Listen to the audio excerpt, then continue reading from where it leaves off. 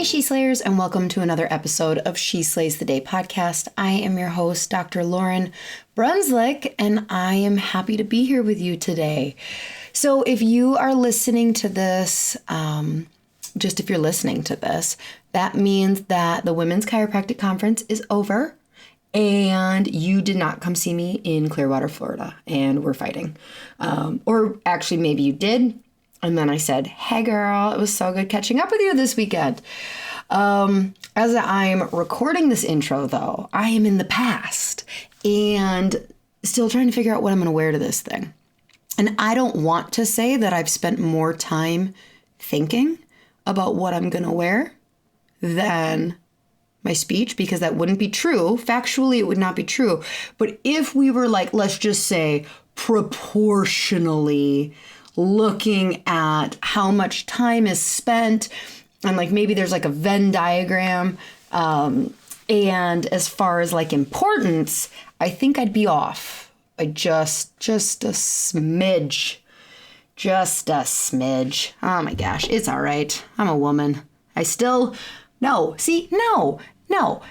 Do men spend this much time thinking about it? I don't know. There's like 25 of you now that listen. So please tell me, if you were going to be speaking at a conference, would you like really care what you were wearing?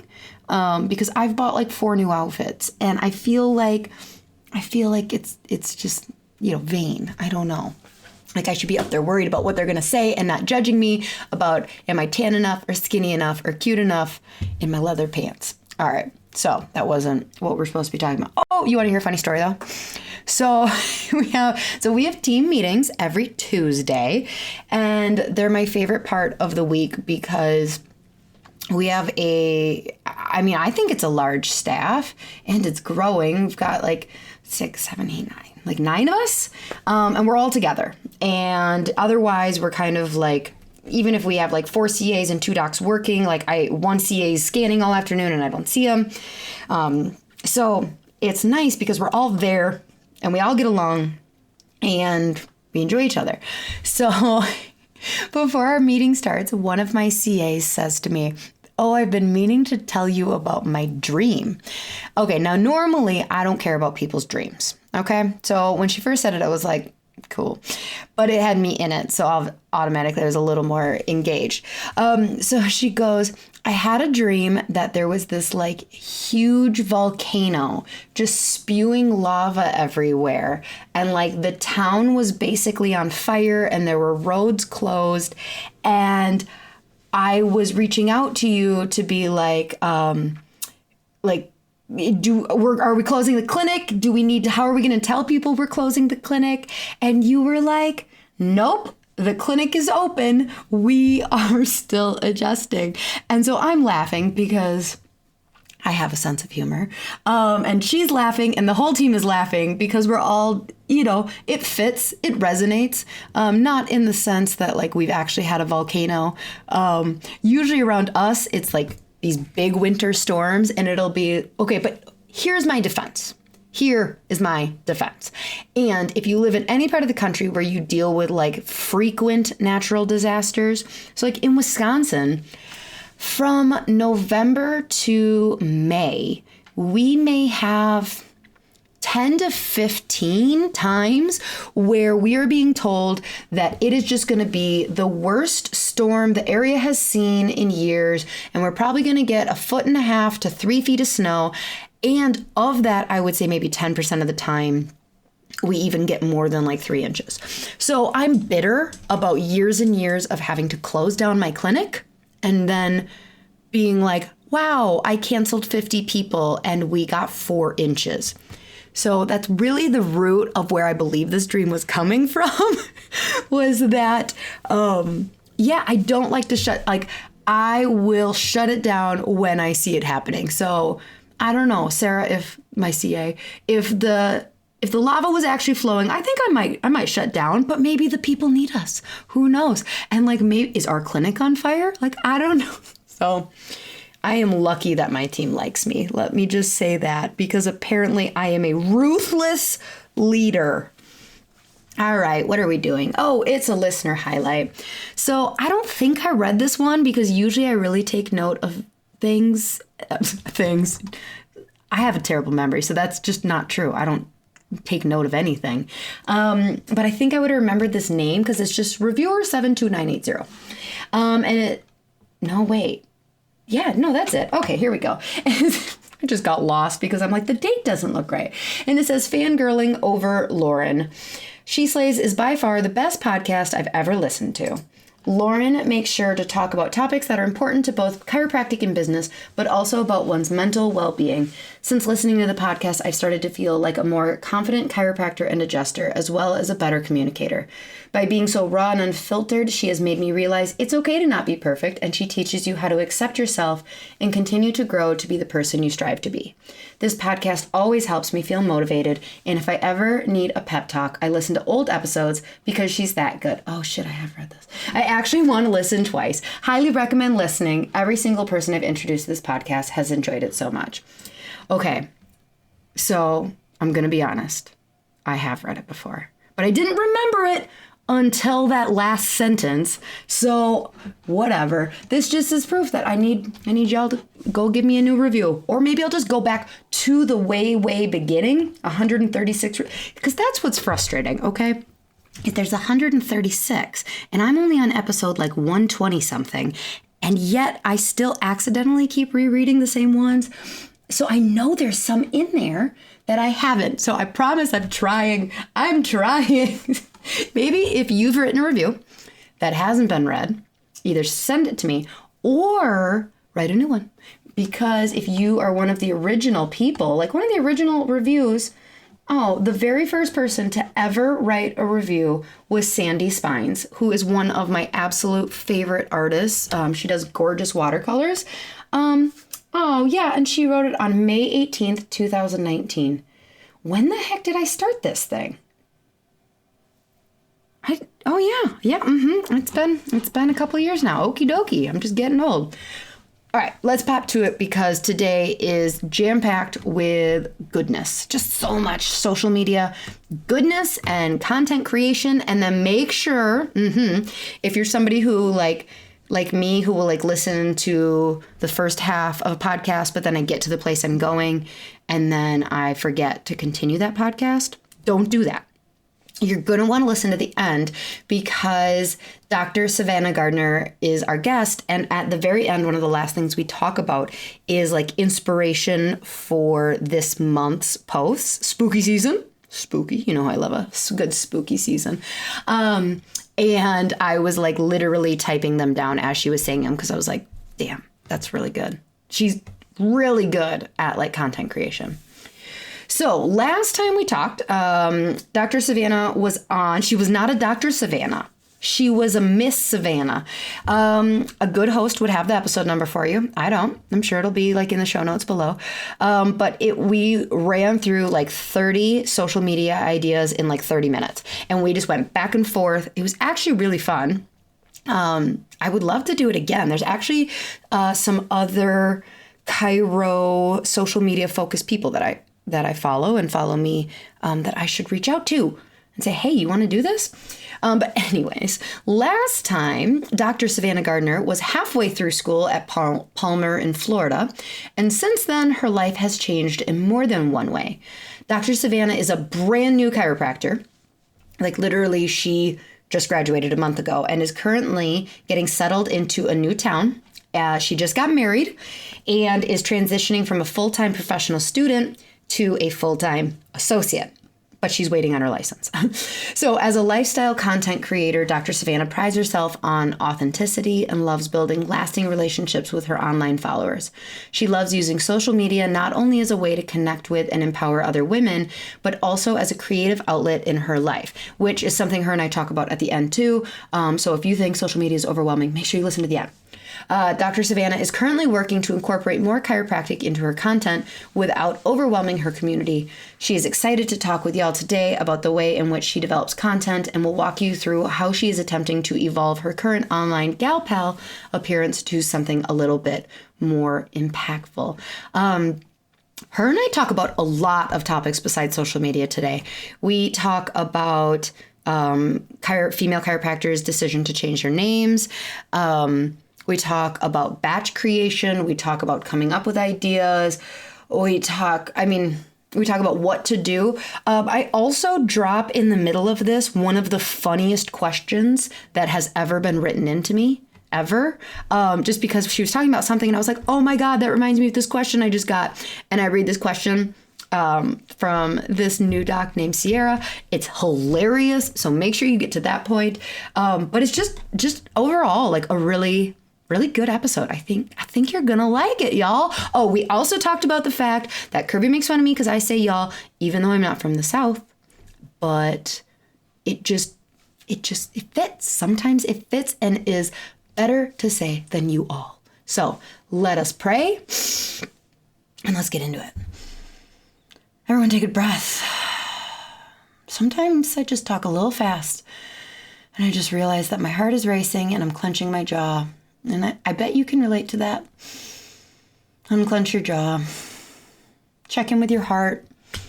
Dear God, thank you so much for this beautiful, beautiful relationship that I have with the people listening.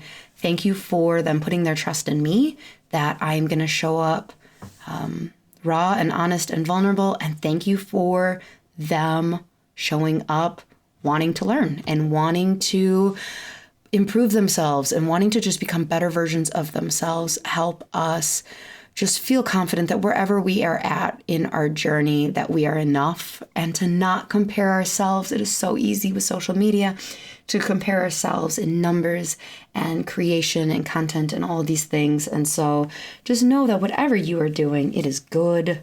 Whatever you are putting your energy in today, do it with love. And not from a place of fear or comparison or any of that. In your name we pray. Amen. All right, crew. Here's my conversation with Dr. Savannah Gardner. Enjoy. Sure. Okay, we are recording. Okay, so now I'm seeing Dr. Savannah Gardner.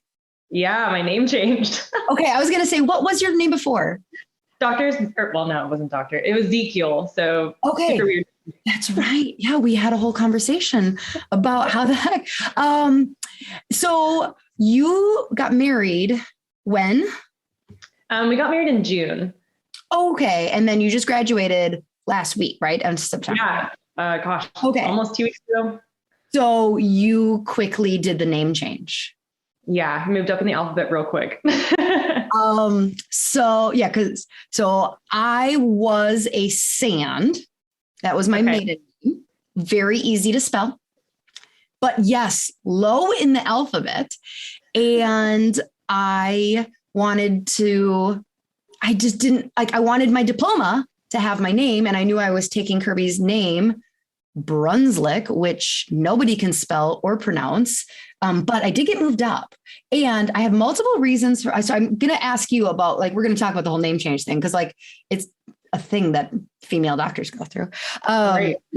But so I had a strategy.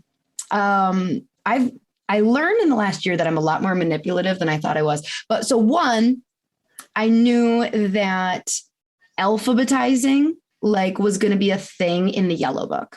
The yellow pages, the phone book. Because when I graduated in 2010, it still existed. Not super cool people used it, but a lot of a 40-year-old or a mid-30s would still have used it in 2010. And so I was like, heck yeah. Because everybody around me, except for one other chiropractor, one chiropractor around me had an A last name. And I'm like, sweet, Brunslick is going to come super close to the top. And then also my husband has a lot of Brunslick family members. And so I knew I'd get street cred right away by marrying into the name. So when people are like, how did you decide? Didn't you have a hard time giving up your name? Because Lauren Sand is the one that went through chiropractic. I'm like, oh, bitch. No, I took his last name to make more money. I don't call them bitch, but I'm like, no, believe me, it was a strategy move for my business. No, absolutely. I felt the same way. I went to Gardner because, well, first of all, no one can ever spell Ezekiel. They can't ever say it. I've gotten Zehicle, Zeichel, Zebra. I mean, literally my life was just a mess. So getting a G in it to be an easy name was score, taking it, no questions asked. I did have a little bit of a I don't know, anxiety, like giving up my identity, kind of like that SpongeBob episode when he can't find his identity or whatever. I literally felt like that when I went to the Social Security office and I signed my name away. But the doc I'm working for now was like, that's the take effect. It's not that you were giving your name away at that point, you were getting it taken away from you. And that's why you didn't like it. And other than that, I've been enjoying it. So, I mean, my name's not attached to my degree, even though it's a piece of paper and it's really expensive, but I know in my heart, like that's what I worked on. And I know like 10, 20 years down the road, I'll be so glad that I have my name now. So it was definitely like a debate between people at school. It was interesting. And especially in the South, because like there's the guys that are like, you need to take your man's last name. And then there's the girls that are super independent. And I mean, I could see why you'd want to keep your last name. So it's definitely, it was a weird thing, but I did it. And I'm glad I did. So I only had a month too. So we got married September 18th and I was graduating like 3 or 4 weeks later. So it was like, I had to hustle for that. It is a pain in the butt though. And especially with COVID, I had to make all the extra calls, annoy the people so they'd actually get me in. It was fun, but we did it. And the military. So getting that ID was a mess. And if anyone's military and has been through that, I waited 5 hours in line to get that thing. You did. Yeah. I don't know. It's so weird because I mean, you know me well enough that like, I am super like feminist, pro woman. Yeah. But like, I just did not care at all about. Yeah, I am too. I don't know why the name, it just didn't bother me. And I mean, I don't think I ever planned on being Dr. Brunswick. Like, I didn't plan on being Dr. Sand either. Like, I planned on being Dr. Lauren. Like, so. Yeah, and I feel like I still go by Dr. Savannah now that I'm like actually introducing myself that way. Yeah. Yeah. So like, I think the last name was just like, it's a last name. Like, I don't know, but I was not going to hyphenate. Mm-mm. Yeah, no, that's too long for me. My first name's already too long anyways. That was just going to be. No. You know what I think was also a big decision is like, it wasn't about his name, my name. It was about like, well, my kids were obviously going to have his name. And I hate like anybody who's like, why? Obviously. And I'm like, well, I don't know, because I'm still old fashioned, I guess. This is the old millennial. I'm an old millennial. And so I was like, well, I don't want my kids having a different last name. Like I want us to be the Brunswicks. And I didn't want like it to be like it just, so I don't regret it, but I also didn't deal with that. So. Well, I feel you. I mean, honestly, in the most basic sense ever, I just think that my name sounds cool now. Savannah Gardner. It's like so Southern, like that's the traditionalist in me. It's fine. Yeah, I forgot about that whole Southern aspect where you're like, of course I'm going to take his name. Like, but I was just as like a romantic. I'm just like, I want to be his wife. And I get so much more upset when I'm called Mrs. than like that was actually like talk about ego. But like it was the transition from Lauren Sand to Lauren Brunswick wasn't an issue. It was when like people wanted to be like, oh, hi, Mrs. Brunswick. And I'm like, whoa, Mrs. Brunswick is my mother-in-law. I'm actually Dr. Brunswick. But it's funny because I don't insist on being called anything in clinic. Like I don't get weird if someone's like, oh, hey, like if a patient's like, hey, Lauren, I have a question or anything. I'm like, yeah, what's up? I'm not like, oh, excuse me. But if you are going to put is that a prefix? Is that what that is? Doctor? Yeah. Like the Mrs. Yeah. Is that a suffix? Is it a suffix? I don't know. Science, not English over here. Prefix or a suffix. If you're going to put some letters in front of my name, then all of a sudden I get very like, well, if you're going to do it right. And it's Dr. not Mrs. I'm definitely trying to get used to that now because I just came out of my preceptorship and I'm working at the same place that I preceptored. So all the patients called me Miss Savannah and now it's like Miss Dr. Awkward. Oh, they called you Miss. Okay, now hold on. Is that a Southern thing? I think it's a Southern thing. Yeah. Yeah. Oh, because I was going to say, wait, why were they calling you Miss Savannah in the first place? But it's because you can't be referred to as doctor. Yeah. as an intern. It was fun because I would say intern and then they were like, are you like deciding to go to chiropractic school? Are you looking at PT school? I'm like, no, I'm like 3 months out from graduating. I'm almost a chiropractor. Could you put like, not yet, Dr. Savannah? I'd always be like, I'm almost, but not there. Yeah. So now, so what are they? Okay. You're working with a husband, wife, right? Just a gentleman. So working with him. Okay. I was going to say, what do they call her? Oh, so there isn't a female presence in the office. Oh, see now girl, like Power Lauren is going like, no, it's not miss. Thanks, like doctor. I am not the front desk. Although we love you, front desk. That's not like patronizing to them at all. This is like, yeah. Yeah, that is get used to the new female doctor in town. It's been interesting. And I've had a couple like, oh, well, my female doctor this. I'm like, we can stop this exam right now. So getting used to the little feminist part of me, it's fine. Wait, tell me more. What do you mean? Like when they say what? Oh, like a classic older gentleman and probably Medicare patient came in and was telling about his cardiologist. And granted, I guess he just had a bad experience. Oh, and he just referenced my female doctor. Yeah, he's like, my female doctor over here just didn't know what she was doing. And I was like, oh, sir. Here. Sir. He apologized. He made it better. It was okay. Did you make it awkward for him? I did a little bit. I just kind of looked at him. I was like, do you want to continue this exam? And he was like, I'm sorry. I didn't even think about that. I just had a bad experience. Like, I know you're in pain. I'm going to give you my best shot here. So yeah, it's fine. Getting used to it.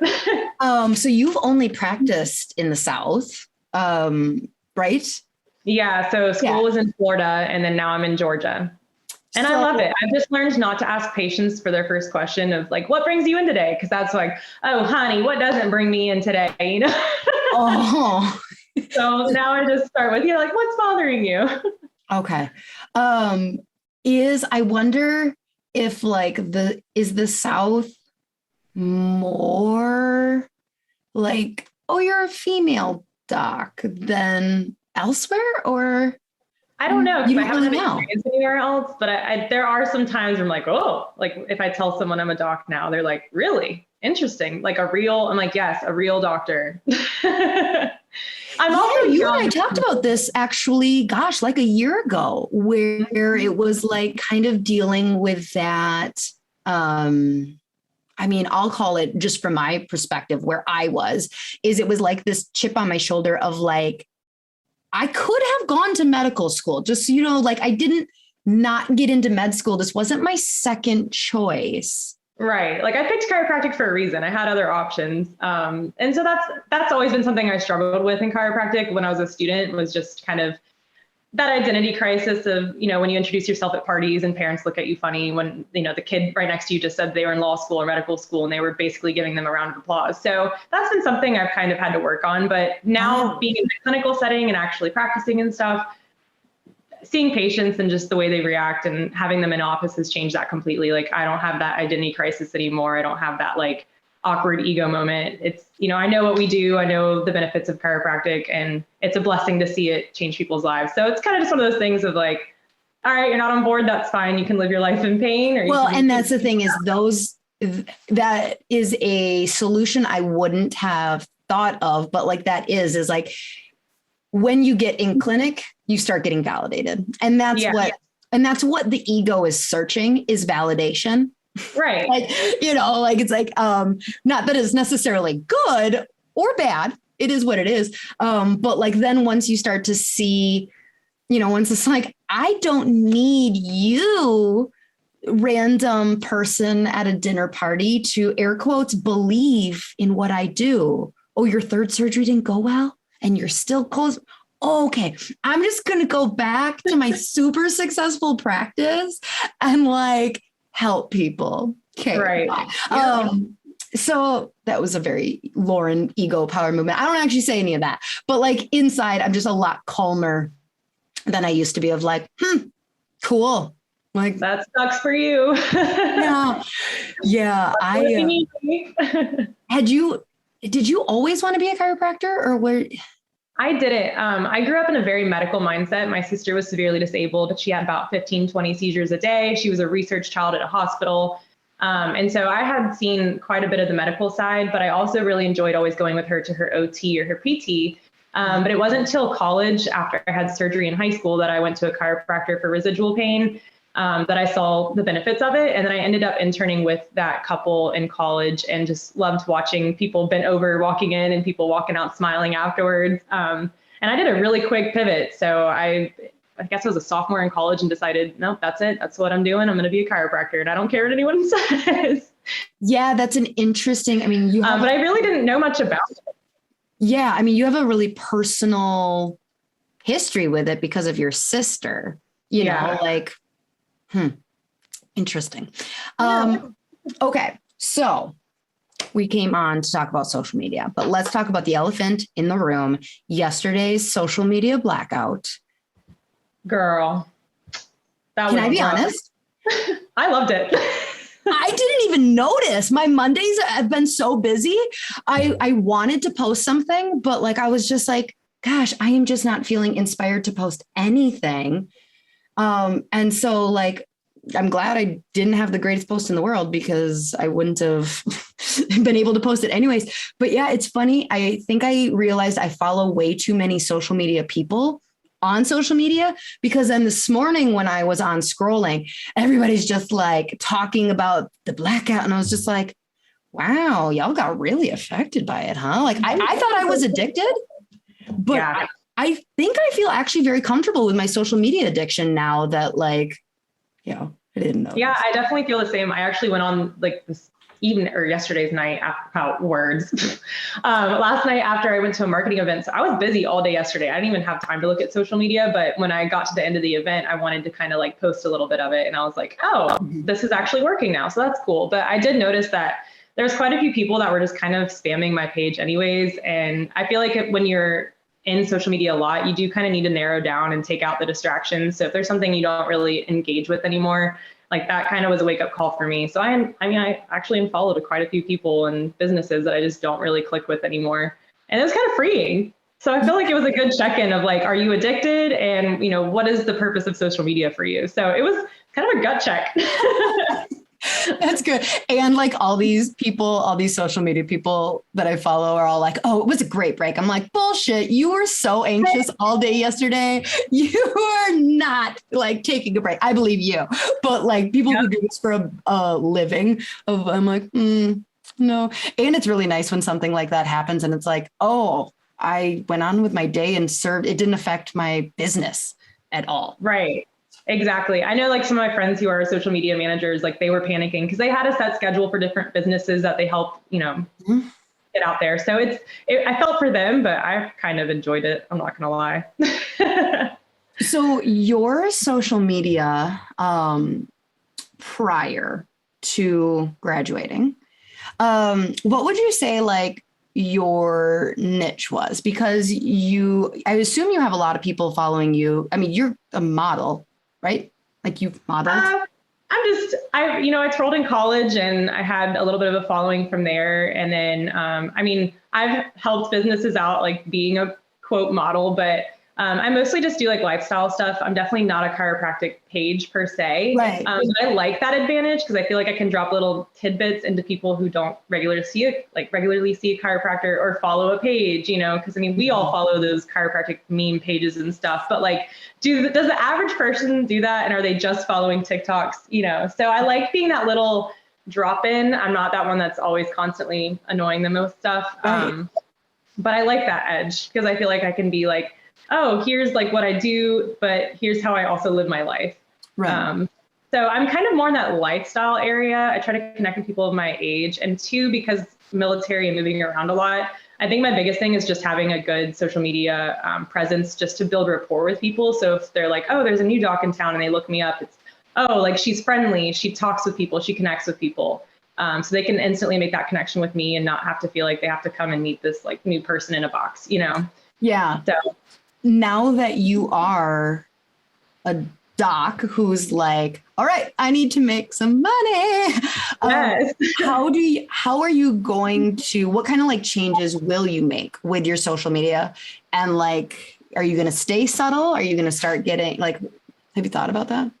I have. So, and I've been kind of batch creating because I wanted to wait until I could accept patients too, because, you know, like commission's important and I want to like support myself in that aspect. So I've been kind of slowly waiting, and, you know, waiting on the license is kind of a big thing. Don't want to be getting in trouble there. So I've been kind of using that time in the like wings, I guess, as you could say. So I've definitely been batch creating, trying to create a little bit more chiropractic stuff.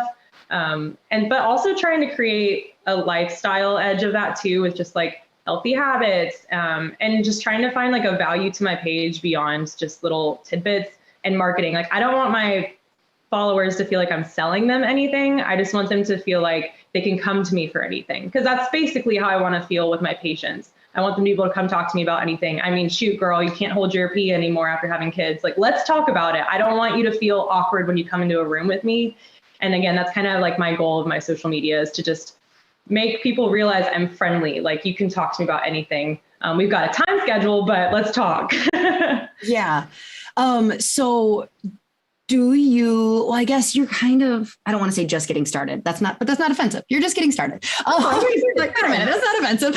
I am not. You understand that my filter actually lives like 2 inches in front of my mouth and not inside my brain. So like something will come out and like we'll kind of like go through a filter of like, wait, did I just say something offensive? I'm not. So I think one of the issues that I have had recently is that, so our brick and mortar page went kind of AWOL, and we got like 10 to 11,000 followers in the course of 2 weeks. I hate it. I hate it a lot. It's not helpful. It does not make me money. And we have people consistently messaging being like, oh my gosh, I didn't know that you could help with pelvic floor. Can you recommend a chiropractor in Cincinnati? And I'm like, Yeah, I think there's this big push for people to like, you know, explode on social media and gain a whole bunch of followers. And that's kind of something that I would love to grow. And there's a part of me that's like, wouldn't it be so cool to have 200,000 followers and be like Insta famous? But there's also a part of me that loves my privacy. And that's just a waste of my time on social media. I don't want to like be oversaturated and be talking to people who aren't going to talk back to me, if that makes sense. Yes, because I will say our engagement has plummeted, absolutely plummeted with that. And I mean, did you listen to my Why Not Go Viral podcast? Yeah. So, okay. So like it's one of those things where I knew before going viral, bad idea. I don't want to do it. And it's just like, now I know after going viral that everything I said was true. Because I'm a genius. No, you know, we used to have like good 900 and engagement was great and they were local. And now it's like, it's terrible. It's just crickets. And then it's just people being like, can you recommend a chiropractor here? And we're like, sure. Yeah. So I feel like that's a big thing too, like recognizing, like targeting your audience. So that's something I've had to work on myself and kind of get a grip on, is like, am I going to be a chiropractic page and talk to my patients, or am I going to be just what I talked about earlier? So I've kind of decided that's my niche. So if someone goes to look at my profile, like they're not going to see what you would expect from the typical chiropractor, but that's just because of my life. So I feel like finding your audience, and something that I did a while back was kind of find my target person. So I always think of this girl when I'm posting. And I came up with this girl in my head. She's actually one of my really good friends from college. She's very trusting. Is she literally? She's literally a person, but Okay. she's like metaphorically in my head. So Okay. I just like constantly think, if I'm going to post something, would she relate to it? Would she like it? Or would she just scroll past it? And it's weird because I bought a white stethoscope in grad school and was like, this is so cute. But I felt like she would go to her friends out at lunch and be like, oh my gosh, my chiropractor had this adorable white rose gold stethoscope. I loved her so much. And then shablam pow, I have all these new girls coming in to see me. I wanted her to like tell them that, not that I'm cute, but that I'm on her level, if that makes sense. It does. So that's like easy marketing for me. So when I'm posting something, and now when I'm creating content, I'm literally always asking myself, would she read this? Would she tell her friends about it? Would she share it? Would she engage? And I think having one person really helps me kind of narrow down everything, because that's my target audience. So if I work with pregnant women and babies a lot, like that's who I want to go to. I don't want to be talking to Joe Schmo who's got back pain. Yeah, that is such a big issue that I feel like people struggle with creating content for social media is they're just like, I don't know what to post because the world is their oyster of topics. And it's like, and they're like, I don't know what to say. And it's like, you know what to say when that mom asks you a question.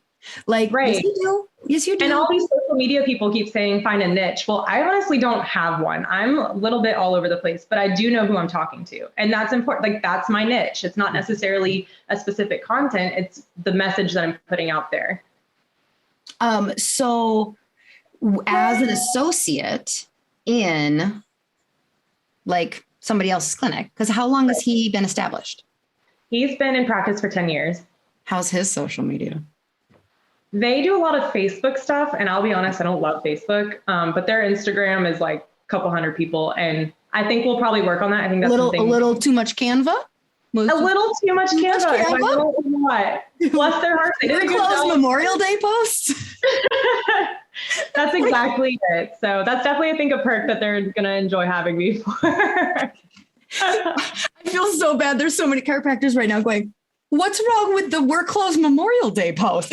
It's not what it's there for. No, everyone's posting that. Like, put that you're in not your going to comment on that. Oh, update your Google listing, put it in your stories. You're good. So then my question is, how, okay, money is the thing that we are after. I mean, making impact, blah, blah, blah. But real patients that will pay you money. Right. So are you going to attempt to use the account you've created? Like, I know you're not going to, like you said, you don't want to like sell to them, but like, are you going to spend time on that social media account trying to get people to actually schedule an appointment with you? Or are you just going to leave that as it is and like try and get people more specifically, like you're going to show up, let's say you're going to show up and do the question's coming, don't worry. You're going to show up and you're going to talk about how chiropractic helps pregnancy. And you're going to do an IGTV. Which account are you doing it on? I'm going to do it on my personal. And again, I think that's because I like to have, I like being that person that people didn't expect the information from, but they listen to because they already listened to other stuff. So I'm actually going to keep my account. I've like gone back and forth with that idea of like, do I make a chiropractic account? But like, that's just not my jam. That's not what I want to share 24/7. And I don't know about y'all, but social media is exhausting sometimes. And that's a big tip for like someone who's trying to get into social media is creating a schedule that works good for you. I mean, all the algorithm people are going to say, post every day, post this many things every day. I can't do that. It's not good for my mental health. And I'm sorry, we work a lot. So, for me, it works that I post a couple times a week. And what I do post is, I've given it my all, if that makes sense. I turned my personal account that like I had before sheslays Today into Lauren Loves Plants. That's my, and you know what? All you chiropractors that follow that account, I'm just going to post pictures of plants. And if you, because I really like plants and I can't post them on my other account.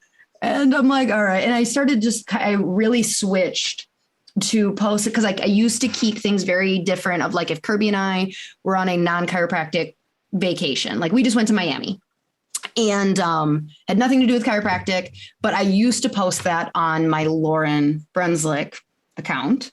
And then I would only post chiropractic stuff on my chiropractic account or on the sheslays. And it is one of those things where when I talk to people about like what makes the sheslays brand different, I'm like, well, it's like, it's me. It is, it's not just chiropractic. It's not just systems and procedures. And so it's like people who really like the podcast, they want to see Kirby and I in Miami. I mean, I didn't ask them. Do you guys care? I don't know. I didn't see it. I was like, this is good. And so now I'm like, well, what do I do with this other account? I post pictures of plants. That's what I do. Right. So, I mean, that's why I like having my account is I feel like that is the value I bring to the business. It's not just another chiropractor. It's not a female chiropractor. It's not someone who does this. It's me. Like, hi, I'm the person that you're coming to see, and this is what you're paying for. Not just the service, but also like the community you're going to gain from it. So yeah, I mean, I think that's why I keep my account, but It was something you know, like throw some geographic hashtags on there. Yeah, maybe. But I mean, come on. What? Okay, first of all right, let's talk hashtags because I don't get to geek out about this stuff with other people. Okay, so I'm not sure that hashtags ever were as good as we were promised they were. Yeah, we've been let down a little bit. And 2, they recently said now only use 3. Well, then what's the point? 5. Well, exactly. They change it every week. So good luck keeping up. Yeah. And you're supposed to use different ones. You're not supposed to use the same ones. And I don't know. But for your scenario, I would at least find like 3 geography related ones and just like, it doesn't hurt. Yeah. Like I've put Columbus, Georgia, and I've put Fort Benning because I mean, that's, I'm the military wife. So I'm assuming hopefully someone would connect with that and then want to come see me. So, it's trying to find the, I guess, 3 things now that really narrows down your value. And then 2, finding random ones every now and then to switch it up to make the algorithm happy. But I kind of say, screw the algorithm. The algorithm does not make sense. It doesn't. It's always changing. And you have one app development and then I'm going to have a different one. So good luck figuring it out. Oh, gosh. Okay, let's talk about batching because you said you're in this in between that. Oh my gosh, I got the funniest. All right, hold on. I'm going to read it to you because it's too funny of a question to not answer on the podcast. And I'm like, I don't know how to answer this because I kind of answered it with my episode with, I'm multitasking, so my brain just went to crap. With Callie Horseman, I answered it a couple weeks ago. Okay, I found the question. I'm going to read it.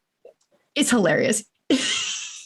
So I'm like, well, I don't know. I just kind of already answered it. But then she sent in the question. Okay, so it goes, well, I'm that asshole that had a baby during a pandemic and my final trimester of Cairo school.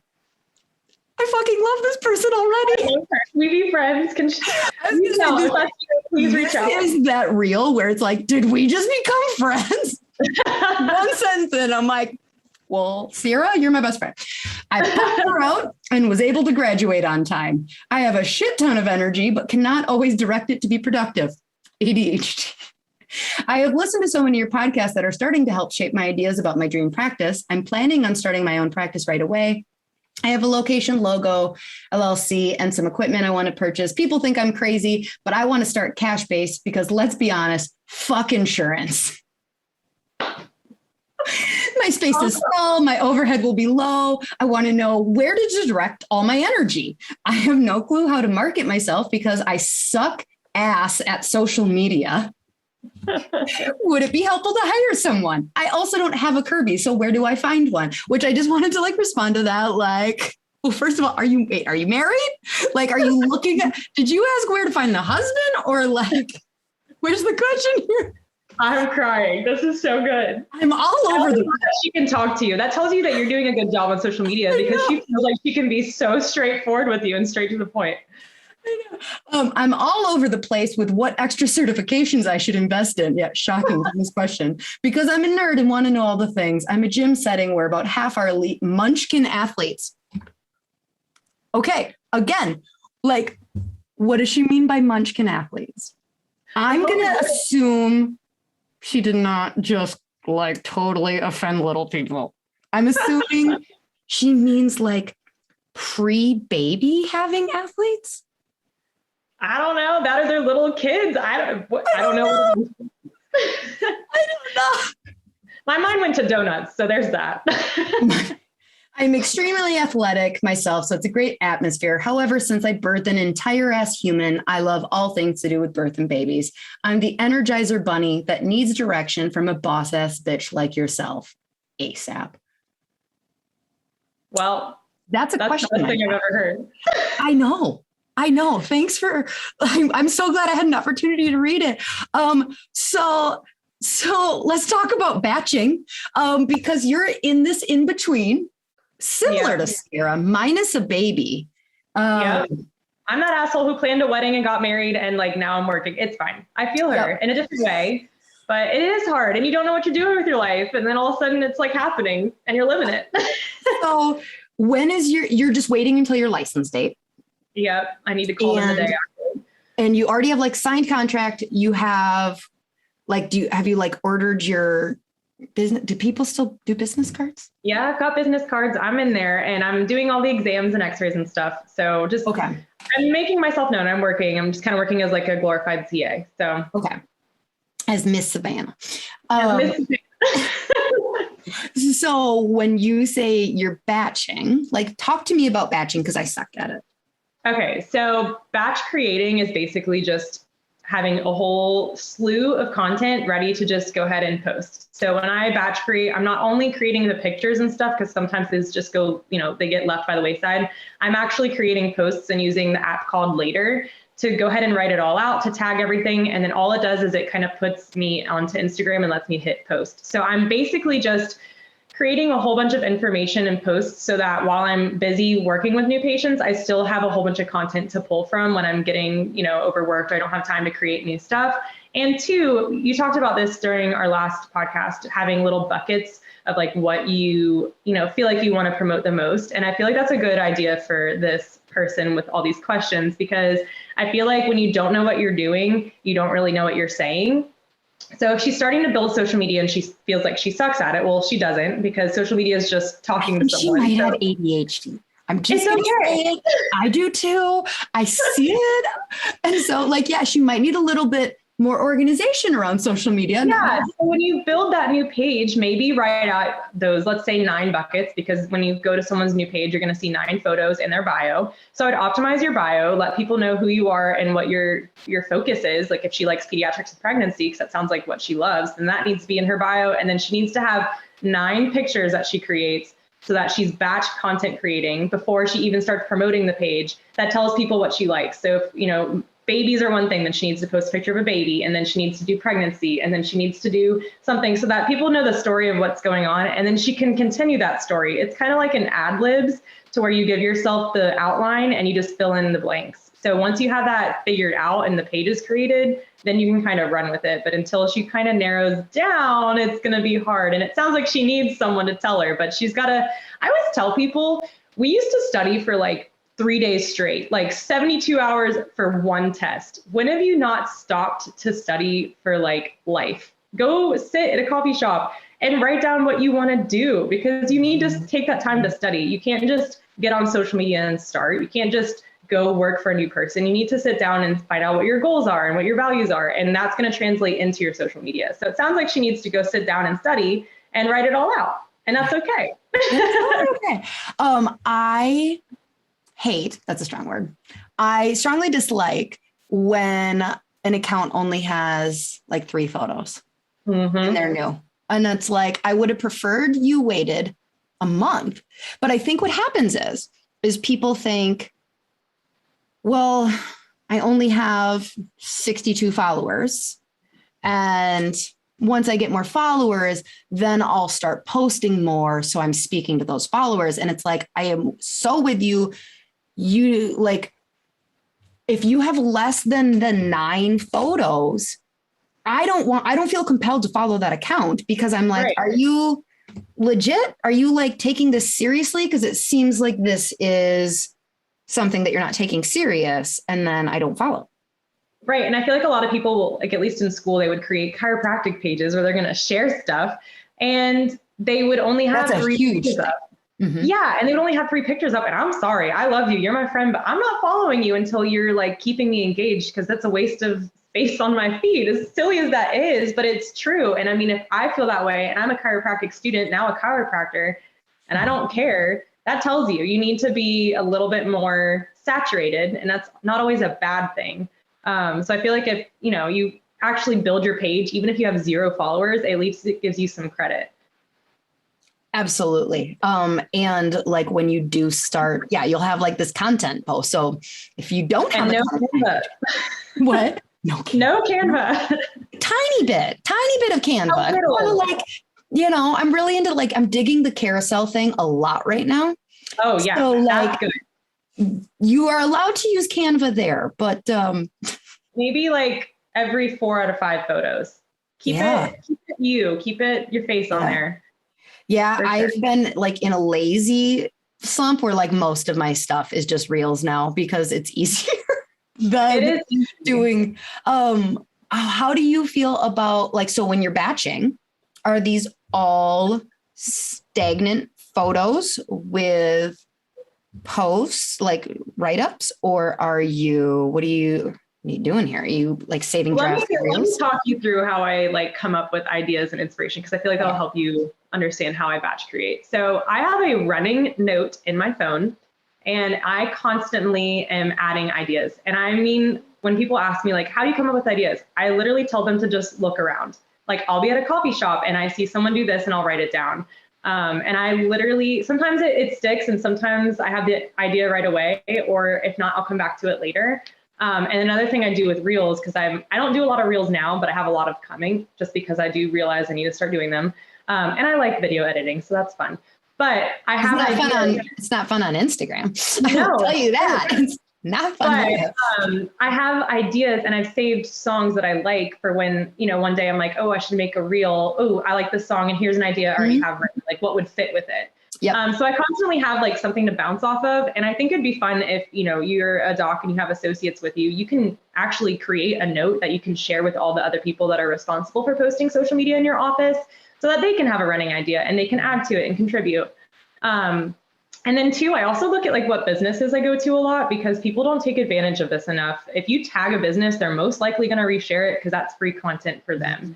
So that's something that I'm constantly looking at. But yeah, when I'm building stuff, I'm kind of just, it hits me. I'm a little ADD myself. And so if I get the idea and I'm like, shoot, I gotta do it now, then I do it. But I will write out the caption. I'll write out my idea for the photo. And then even if I don't have the photo, at least I have it ready. And so if I have the time one day and I can just take it really quick in the office, like shablam pow, it's done. And all I have to do is copy and paste. So I'm creating stuff in the now, but I'm also preparing for the future. So if something comes up and I like it, then I'm ready to write something about it really fast. Do you ever struggle with when you are posting something that you made in the past that it doesn't feel like what you're inspired to talk about right now? Yeah. And I feel like that's the big thing. When people content create, they'll write out captions and stuff for like, they'll write it 2 months ago and then they go to post it and Instagram's changed 3 times. So I feel like I try and give myself an outline. And then if it's something that I took a while back, I try and update it to the now. And I always try in my captions. I'm a notorious for long captions, but that's just me. Not everyone likes that, but I feel like that's where I can communicate with people sometimes.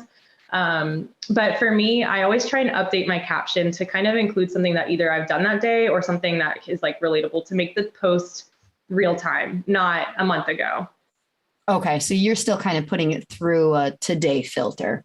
Yeah. So it takes me about 5 minutes when I go to post it, and, I'm just making sure all my hashtags and stuff are updated. But again, it's just constantly changing. So you just got to adapt. And I think people get overwhelmed with that. And instead of fixing it, they just sit there and freak out about it. It takes like 5 seconds to update something. So do you ever have like that feeling where you're like, okay, I should post something, but I just don't feel inspired at all to talk about anything? Or do you just always feel inspired? I definitely don't always feel inspired. And I'll be honest, there are so many days where I'm like, screw the iPhone. I'm going to go buy a flip phone. I don't want to talk to people. I also suck at texting because if you need me, message me on Instagram. My friends all know that. I get overwhelmed. And when people send me long messages, I'm like, oh gosh. But yeah, no, I get uninspired all the time. And I think that's a reason to create like a running note, because on those days, if I need to post something, I can. And I also think it goes off of what I talked about earlier, just finding something that works for you. I recognized early on when I was trying to be like really good about social media that I just can't do it every day. I can't post a quality post every day. It's not going to be my best work. It doesn't. What do you say to people that are like, now they're like, no, it's quantity over quality?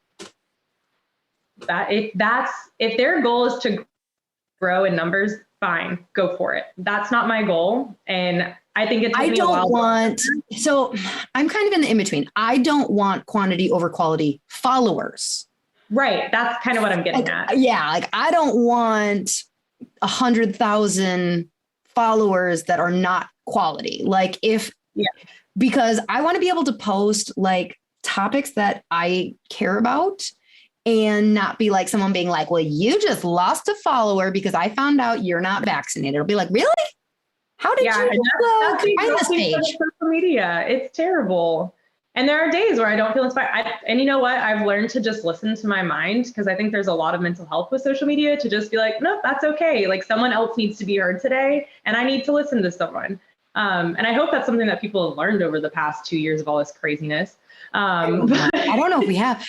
So I am totally a conspiracy theorist. I try not to go down them because I realize that this is like a flaw of mine, or a strength. But somebody posted like really ironic timing that Facebook goes black the day before their hearing. And I'm like, wait, what? Tell me more. And you said, like, we have research on the mental health aspect of social media. And apparently there's some chick who like leaked some chick. This is my reading comprehension / memory. I was just reading it this morning, but I don't know. Some lady leaked information who like maybe used to work for Facebook a while ago about that, like, basically Facebook totally knows the detrimental effect it has, especially on like prepubescent kids. Yep. And was doing nothing about it. And then like now she's like going before a hearing today to like say even more and stuff like that. And I was like, interesting. It's very interesting. And it's true. I mean, there's research studies that show it. So I think that's something that, like, when people get overwhelmed by social media, I think that's like already a red flag. You need to kind of find what works for you. If like, and that really is what I worked on the past year, because during COVID, when I had during the quarantine, when I had nothing to do, I was posting every day. I was showing my face on my stories every day. I was talking to people, and I got burnt out, and I just didn't want to do it anymore. And then social media got a little bit, scary, because people couldn't just be nice to each other. And so, yeah, those are the days that I get uninspired, excuse me. But I think it's important that you find what works for you and realize that it's not just a avenue of marketing. It's actually a part of real time now. Unfortunately, that's how most people talk and communicate, is through social media. So make sure that you're not overdoing it. You don't go out to your girlfriends every night and go talk to them. So what works for you? Mm-hmm. And I think that helps a lot with mental health with that aspect of it. And there is an aspect of quantity over quality that I do agree with. Yeah, absolutely. I would, because I do think some people really struggle with perfectionism, that It's like, honey, you need to show up more than twice a month. That's not enough. Yeah. Like, okay, you're overthinking this a little bit. Like, I'm sorry, so it's like, yes, I do like, but I've posted reels before where it looks super normal. And then I hit like submit or whatever, send or whatever. And then all of a sudden Instagram does its like magic, and all of the words are all like messed up, and you can still read them. But I know that reel is not going to perform as well. People instantly, when they see like messy stuff, they're like, not interested in swipe. And it's just like, oh, do I redo all of that editing?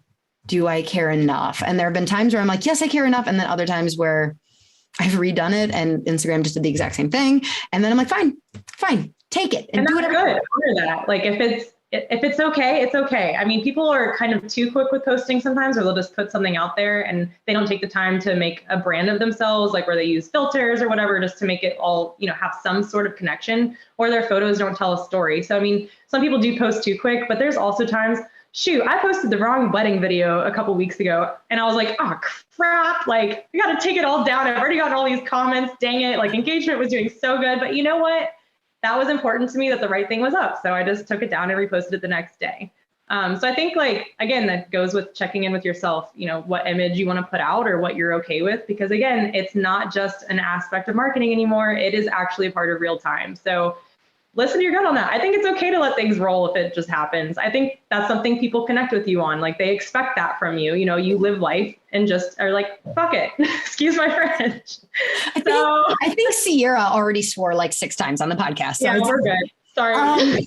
Here's a question. So have you had, I don't want to say like, have you posted a controversial post, but like, have you posted something that caused a little bit of like negative comments that you've had to deal with? it ate me alive for about a month. And so a month? Oh yeah. Cause I'm that person that holds on to things and like, oh my gosh. I mean, I am too, but like, it kept me up. Can I ask like just loosely what the topic was? Yeah. And it goes back to what we were talking about earlier. That was something that I really struggled with in school was, you know, the image of being a chiropractor and having the support of those who matter most to me. And I haven't always had that. I haven't had it from my family. I haven't had it from my friends at times. And that's okay because they've all, you know, come around. We've had conversations about it and shoot, they're better people for it. But that is something I struggled with. And so I posted about that on New Year's this year, just saying like, you know, like this is something I'm going to work on is being unapologetically proud of what I do and what I love. And someone read it wrong and it wasn't intentional towards them. There was no target audience. It was just kind of more so about me and kind of letting that go. And I mean, shoot, it was freeing, but that person, you know, reached out and was like, I didn't appreciate that. And I felt horrible because again, it wasn't targeted at them. But I think social media now these days, people essentially assume everything's about them. And I mean, that's a natural selfish thing to do as a human. But that's something kind of why I like video content and actually showing up on stories and stuff is because people can actually see my intention. And had I talked about it more in my story, I think it wouldn't have been taken that way. So I think, you know, when you are posting controversial stuff or something that you're a little bit nervous about, one, ask yourself if it's worth the mental health like stress about it, because that really wasn't for me. I could have talked about it in a different way. And two, make sure that you're getting your intention across. And again, if you're going to post something, then maybe talk about it on your stories and just make sure people see like you have a smile on your face. You're not attacking anyone. You just that's such a Southern thing. Just make sure before you offend people, ask, do you really want to? And then smile if you're going to. What's so funny is like, I relate to everything you're saying of like, I don't know, maybe it's just not worth the diarrhea. Yeah. And that's something I like about my page. Like I'm very strong in my views and my values, but I don't know. I'm not an evangelical Christian either. Like I just don't push my views on people. I just want them to feel loved. So I try not to share political stuff. I try not to get the little urge to just scream at the world sometimes because I want to, and I do it in my car driving home, but I just choose not to record it. But that's just, again, that's not what I'm providing to people. I don't think they come to my page to hear my opinion on stuff like that. And if I really, truly feel like they need to hear something, I'll tell them. And I think losing followers is obviously a very, very normal thing. Like I'll post something that I wouldn't call controversial. And then it's like, oh, I lost 10 followers that day or, whatever. And that's normal because I follow enough social media people that have told me that's normal. But it's not the followers, not the people who are actual followers that I get concerned about. It's with reels that I am like, this is my damn social media page. If I want to make a joke about something, say COVID, whatever, I don't know. Yeah. And like my followers are not the people I'm concerned about getting mad. It's when Instagram takes it and goes, and now I'm going to shoot it out to 150,000 random people. And then all of a sudden I've had this happen like 3 times now. One on our brick and mortar, because that one, like I said, that was what is about helping babies poop. And so like just the comment, and then another one was on Sheslays where I posted something about like, I didn't care because we've had new patients call and be like, I need to know if your doctors are vaccinated. And our front desk goes, we, are very cautious with COVID, but we don't disclose that kind of information, which is basically our way of saying, no, they're not vaccinated. And good luck finding a chiropractor who is. And then they're like, well, I refuse to schedule them. And so I made like a funny reel being like, okay. Oh shit. And it's meant for my chiropractor people following. Right. But then Instagram will take it. And then all of a sudden I have all these people like, oh yeah, how dare they want to protect themselves? And I'm like, who are you? Why are you on here? Like delete, block. And then just like, I think people are so scared to use that part of Instagram though, where like you unfollow someone or you block them from your account. And then there's nothing wrong. Maybe you lose 1 follower. Oh my gosh. But at least you're like protecting your page and your privacy. Because people suck. Yeah. Like there are some times where it's just like, Oh, yeah. Okay. So I posted something, and the people who follow me are going to be fine about it. But all these random people are finding it now, and they're not fine with it. And oh my gosh, the chiropractic helping babies poop one. Oh my God. People would just like, these trolls would come on and just be like, stop pretending to be medical doctors. You're not real doctors. And I'm like, okay, listen. Goodbye. Yeah. And then like there's a part of me that's like wants to be like, I am not trying to be a medical doctor. What is wrong with you? Like you just don't understand life. So, but yes, the healthy thing is just like delete and block. Yeah. But then then you get like sassy because after a couple days, you're just sick of deleting. And then I started like at night, a couple glasses of wine in, responding to these comments. Like somebody posted like, this voodoo magic, blah, blah, blah is dangerous. And I just posted like the wizard emoji. Spooky. And then Kirby's like, okay, you had your fun, delete it. And I'm like, okay. So, no, that's good. I think it's important. And I mean, that's you. That's going to be how you would react. Right? Yeah. But I think it's good to be yourself on social media. So it sounds like you did the right thing. Thanks, Savannah. Okay. So kind of final, I don't know what we talked about today. I think we had a great time. So is there like, what, if you were going to give people some ideas for like, okay, it is spooky season. I should make sure that we expedite this podcast to, okay, you're getting moved up to the front of the queue because I'm like, so like what kind of themes are you inspiring people to like, what kind of themes could we be posting about during this time? Okay, so I have a couple fun ideas and you guys can totally copy me because I'll be posting them in the next few weeks. My first one is no tricks, just treatment. So do with that what you will. I thought it would be really cute and what I'm going to do. So again, you can copy me. It's fine. I'm going to be knocking on the office door where it says the business logo of like me with a bucket trying to get candy. And it's just going to say like no tricks, no treatment, now accepting patients or something like that. So it's just like, again, you know what I did for that? I literally went on Pinterest and typed in like Halloween captions or Halloween sayings. And then I just pulled ideas from there. That's something I do a lot. Like last night I did a marketing event at a running store and I was like, okay, running puns. And I was like, how can I make chiropractic involved in this? And so I said, us chiropractors aren't in it for the quick fix. We're in it for the long run. And speaking of running, so like, do you see how my mind works? Mm-hmm. That's a skill. So that's an idea. Okay, if you use essential oils, you can do bubble, oil, and trouble. So cute. Shablam. Okay, and just so you know, I'm like over here typing bubble, oil, and trouble.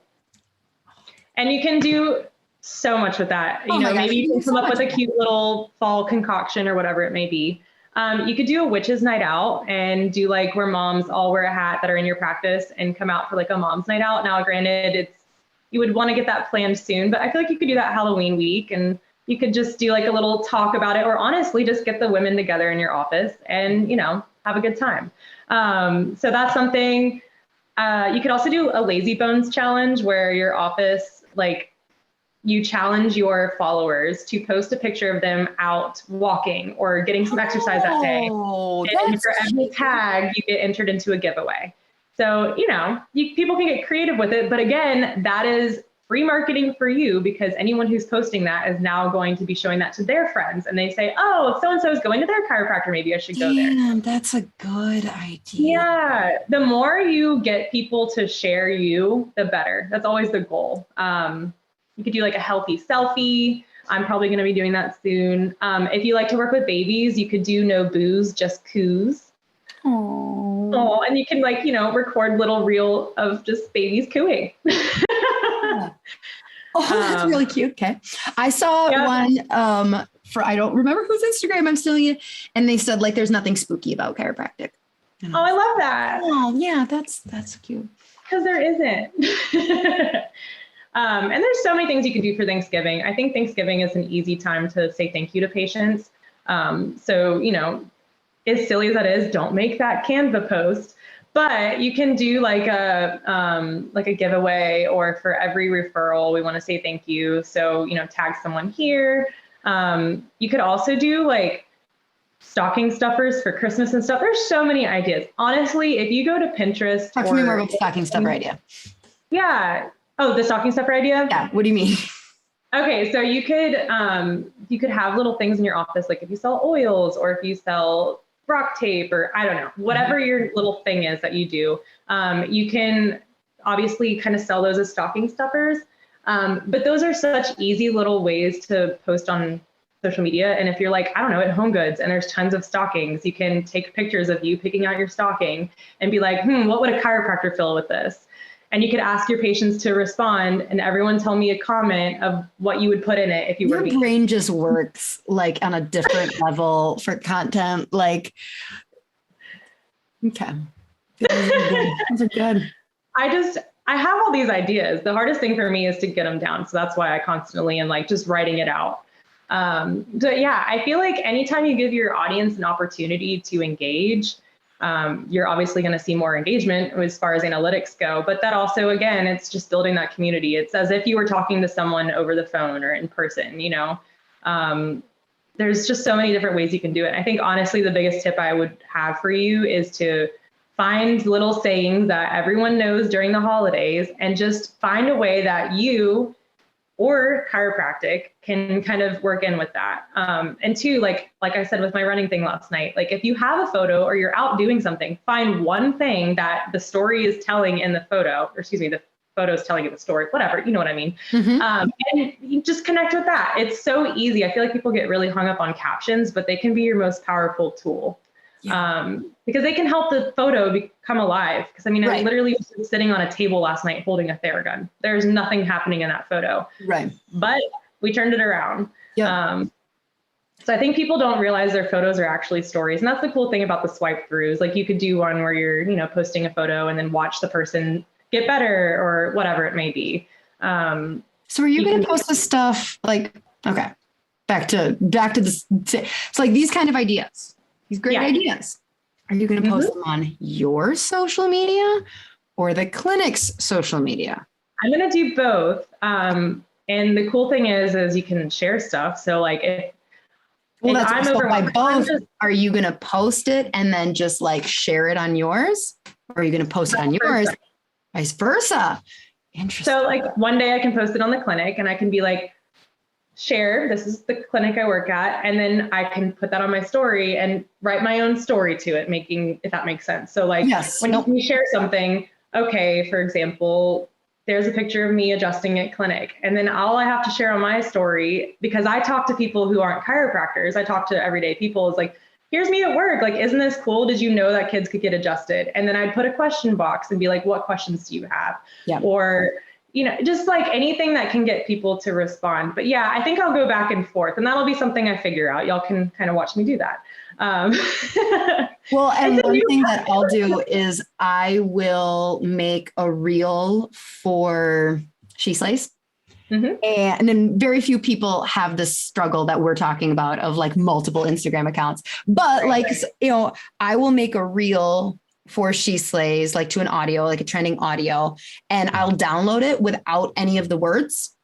And then I'll send it to my marketing person at the clinic and be like, hey, you could add words to this, making like just spinning the trending audio to be more relevant for our clinic. You know, it's a little, you know, and so like just even using that of like, yeah, you could use the same photo and the same outline of a content. And it's just like, you could post it in both places. Right. I think people get nervous to share the same thing, but they don't realize that it's actually a great opportunity to reuse what you have. And those are great for days that you're like, screw social media. I know I need to post something, but here we go. Never be afraid to reshare something you shared a year ago.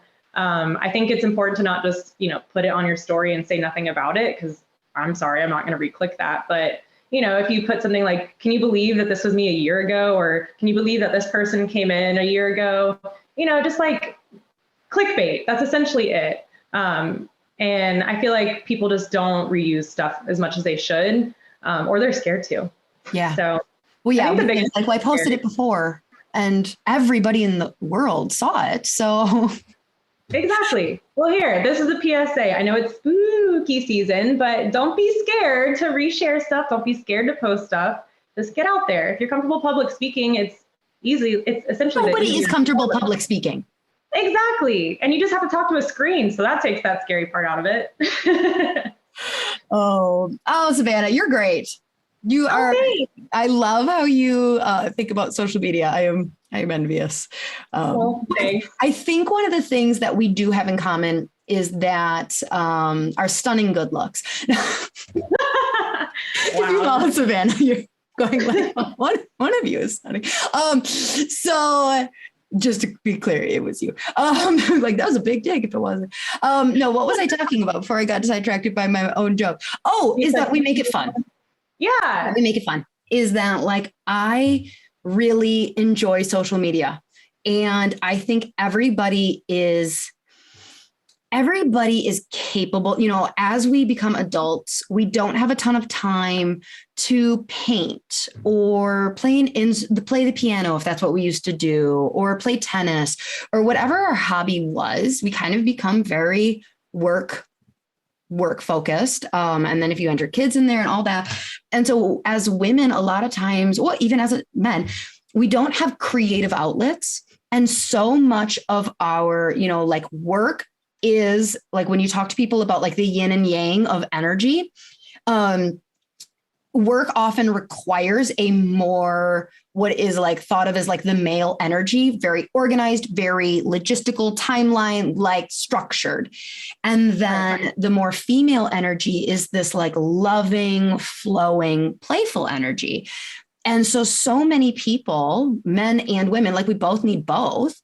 But like so many of us lose that feminine energy in business.